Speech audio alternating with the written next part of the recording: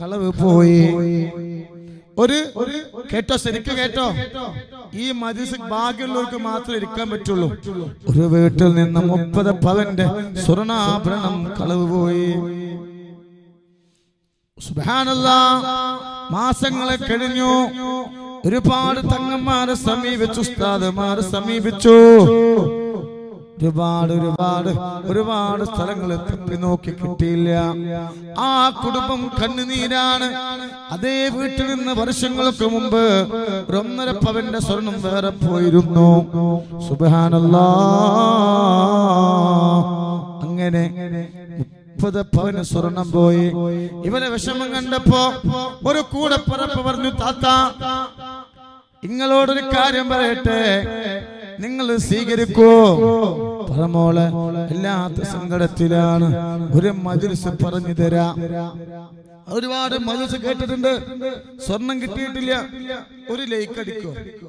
നിന്റെ നമ്മളെ തങ്ങളെ ബർത്ത്ഡേ ഒരൊറ്റ ലൈക്ക്.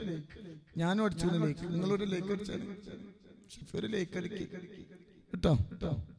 സുബ്ഹാനല്ലാഹ്. അങ്ങനെ 30 പവന്റെ സ്വർണം പോയിട്ട് ഒരു ഉമ്മ പറഞ്ഞു, മോളെ, എല്ലാ ദിവസവും സുബഹിക്ക് ശേഷം ഒരു മജ്‌ലിസ് ഉണ്ട്, അത് കേട്ടോ. അത് മാത്രം പോരാ, തങ്ങളെ പാപ ഒരുപാട് യതീം മക്കളെ നോക്കുന്നുണ്ട്. അവർക്ക് നിന്നെ കൊണ്ട് കഴിയുന്നത് നെയ്യത്ത് വെച്ചു. പക്ഷേ മുടങ്ങാതെ മജ്‌ലിസ് കേൾക്കണോ, സ്വലാത്തുൽ ഫാത്തിഹിന്റെ ഇജാസത്തും വാങ്ങണം. തയ്യാറായി. അങ്ങനെ ദിവസങ്ങൾ കഴിഞ്ഞു.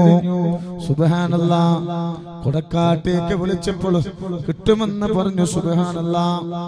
അത്ഭുതം സംഭവിച്ചു.